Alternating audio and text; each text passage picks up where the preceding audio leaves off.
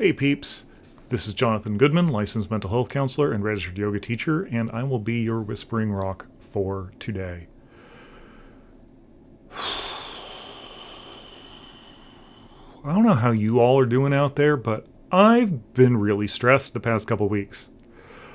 I've wanted to record this video and do my yoga class and do all the things that I want to do, but I've been so lost in helplessness and hopelessness, it's been really hard to do anything the past couple weeks. I've had migraines like I have not had for years.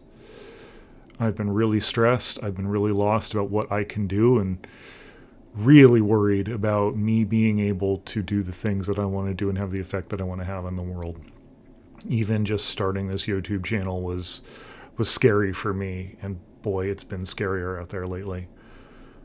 So with that, I'm doing something that I've not done on this channel before. I'm going to speak completely unscriptedly. The first video I posted on this channel, I had a really long script that I was following, and I felt that made me sound too robotic. So ever since then, I have gone with very light scripting. I've given myself time goals to stick to with a meditation, and so I've made these points that I want to make sure I hit. Today I'm going completely unscripted. I just want to talk to you, the internet at large, for whom I want to be able to teach some meditations. And mainly, it's saying what I just said. I've been completely lost in helplessness for the past couple weeks. I'm now working on my video for Spec Ops The Line, which hopefully will be available in late September, next week, or early October. I'm still planning at some point this week to actually finally do that yoga class I've been planning, but I've been lost in so much helplessness, and I want to be open with you about that, the free internet who might be watching this video, just because I want to normalize if you're feeling the same way. That's how we all feel right now. It's been rough. So with that, and with the fact that I've just told you I'm doing this unscripted, you may see some unexpected cuts here and there. You might hear me say something different than I normally do and have a visual cut around what I'm saying, because I know I'll probably wander and say a little bit too much, and I want to cut this video down to a manageable size. Unlike those DSMMA videos that I'm making, I want this to be something that you can just digest, and that's why I put time codes in the bottom of the videos so you can skip around. If you want to skip to the meditation today, you're more than welcome to do that. And I'm not going to be too much longer, but like I said, I wanted to normalize if you out there are feeling helpless, scared, hopeless, if you're losing faith in people in your life who you thought were sane people like yourself because they've decided to come out against something that you hurt over. You are not alone. A lot of us feel that way. I think the majority of people in the world feel that way right now. No matter what political side, no matter what social or religious side you find yourself on at this point, everyone is scared. And perhaps like some of my 14-year-old clients, perhaps all my 14-year-old clients, especially the male 14-year-old clients, I'll say, well, you seem scared. And you'll say, no, I'm not. I'm pissed. Okay. I respect that. And anger is a secondary emotion. Almost completely and utterly, 100% of the time, anger is a secondary emotion. What that means is that when we get angry about something, it's typically because we feel something else underneath it that we don't want to feel, especially us men. And with that, like I said, I think everybody, or at least a strong majority of the world right now, is scared. And when I'm scared, the only thing that makes me able to function is finding something that I can do. So today, that's posting this meditation. This is a meditation that I discovered when I was in my grad school, as with a lot of meditations that I discovered when I was training in grad school. Turns out they train us on a lot of those things. But this one I learned from a therapy group that I was attending as a client. So thank you out there to one of my supervisors, and particularly my supervisor's husband, who taught me this meditation. It's one I use occasionally, and anytime I say I do something occasionally, that's properly code for I wish I would do it more, and that's certainly true of this meditation. I don't really have an official name for this meditation. I might call it like the love bubble sometimes, or I might call it the love balloon, or just like the mindfulness of positive emotions. That's how it gets written in my therapy notes, so that, if an insurance person reads it, it's not like, what the hell's the love bubble? That sounds dangerous for, your ethics as a counselor. And I promise you that it's not. It is just an awareness of positivity in times where we don't want to be. And it's different from the heal meditation because it's all just visualization. And I don't exactly know where it comes from. I don't know where my supervisor's husband found this meditation, or if he made it up on the spot. So credit to him if he does. I may put some links down below in the description if you want more information on him, or if you live in the Southern Oregon area and want a really fucking cool counselor. But it's just something I want to do more, and today I want to put it on the internet for other people to do as well. So without further ado, my singing bowl, and you can find a comfortable way to sit or to lay to prepare yourself to do this meditation. You can close your eyes if you feel like you would like to, or you can keep them open if that feels better and safer for you in this moment.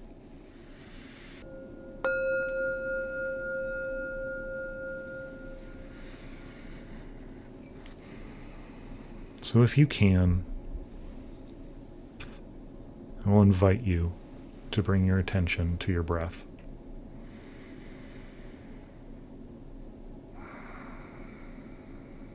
Feeling the air come in and out of your nose or mouth, however you wish to breathe today.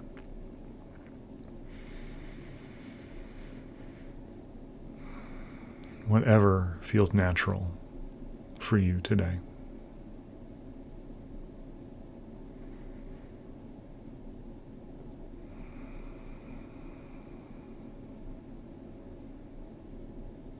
And if you can you bring to mind the image of a person, an animal, a fictional character, whomever it might be, someone, something, some being for whom you can find unconditional, positive regard, love, and joy. Perhaps this is someone in your life now. Perhaps this is a being from your past who might have passed away and exists now on a different plane of existence. Perhaps, as I said, this is a completely fictional character or an imaginary being. There is no right or wrong way to think of this. As much as you can, finding someone who, when you think of them, all that comes to your mind is just joy, love, positive feelings, comfortable feelings. Especially with people in our real lives, things get so complicated. It's hard to always feel positive regard or love for somebody, but within reason. Is this someone who you can just feel complete and utter love, joy, positive regard, whatever that might be? And how do you feel in your body when you think of this person? Are there areas of your body that feel warm?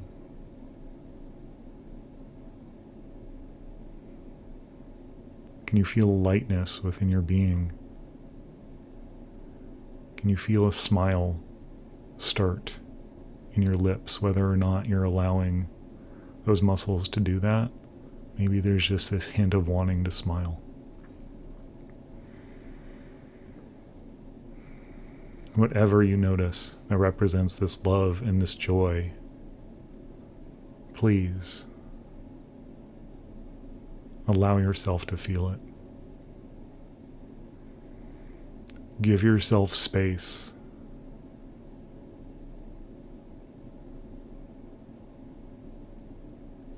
to experience these feelings. You get to have these feelings. They are true and they are real, and you can hold them however you choose. An invitation that I'll make in the next step of this meditation is to centralize these sensations. Imagine all of these sensations combining and holding themselves within your heart, centralizing themselves and bringing your feelings of joy, of love, of positive regard into your heart, allowing yourself to hold them.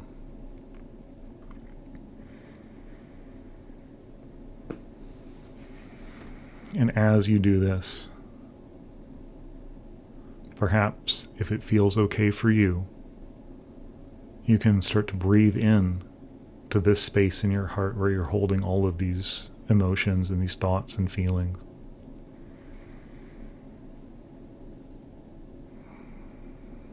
And as you breathe in, it expands like a bubble or a balloon. And no matter how thin this bubble or balloon gets, it cannot pop. Physically, it just cannot happen. Don't worry about losing these feelings or expanding them too much. And at the same time, dialectically, know that you can stop inflating this balloon or this bubble whenever you choose to.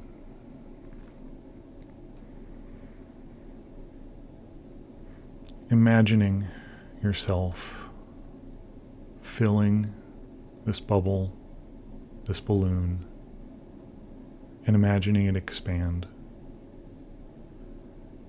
Expanding outside of your heart to fill your entire body. Perhaps your next breath in allows you to expand that bubble into the room that you're in. Maybe the next in-breath brings that bubble to surround your apartment or your home, your office, or your school. Perhaps the next in-breath allows this bubble or this balloon to encompass your entire town. The next, maybe your entire state. The next, maybe the entire world. And again, you can stop expanding this bubble or this balloon wherever it feels safe for you.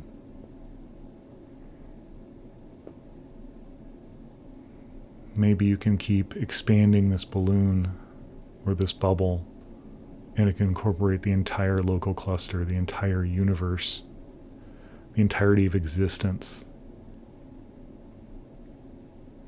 But you get to stop where you feel like you can give love and appreciation.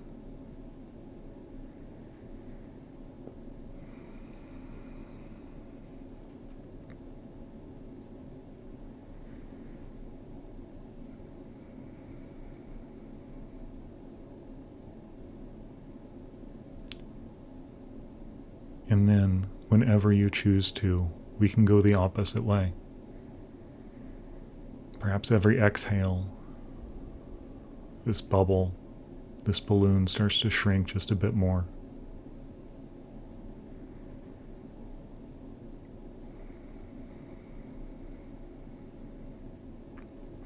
Becoming smaller and smaller with each breath out.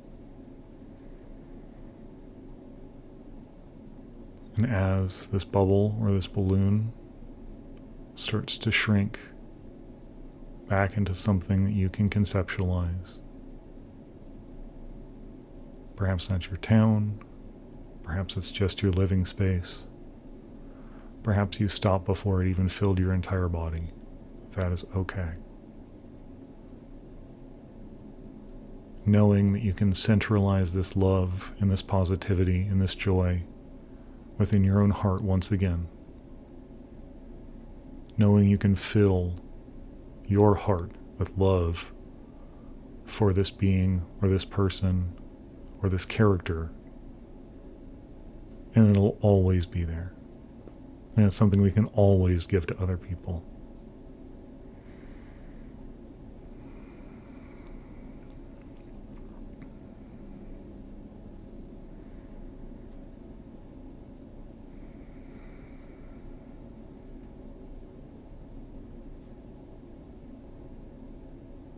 If you'd like, you can take a few breaths just to come back to your breath. No job that you have to do, no imagination that you have to employ, just paying attention to your breath as we start to bring this meditation to a close.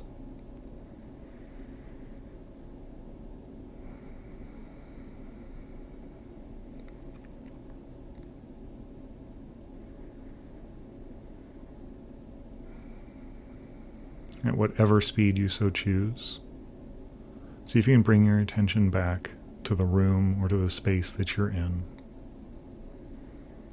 Maybe you can feel the way you make contact with the seat that you're in or the surface that you're lying on.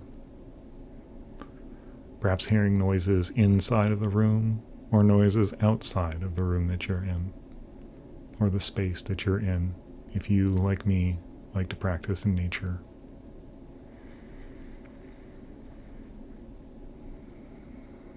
And if you had your eyes closed, you can allow them to open at whatever speed you so choose, and bring your attention back to the here and now.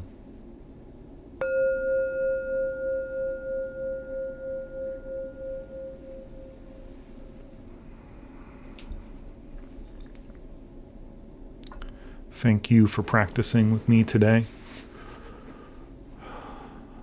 There are many people whose words have shaped the way that I live my life.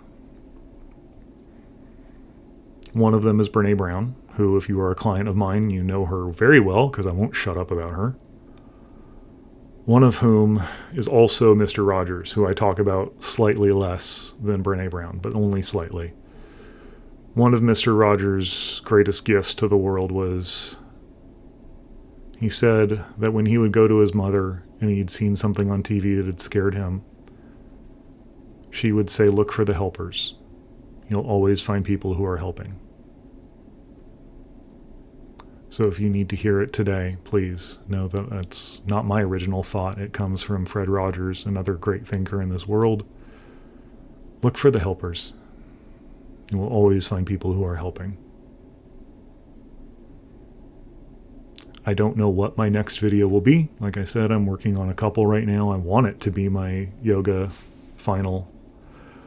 It could be the Spec Ops DSMMA, or maybe I just choose to do a shorter video like this in the near future to try to put whatever positive vibes I can out into the world. But thank you for joining me today. I hope you join me further for any other practices or any other videos that I make. And today, more than ever, I give you my parting words. Stay safe and proceed mindfully.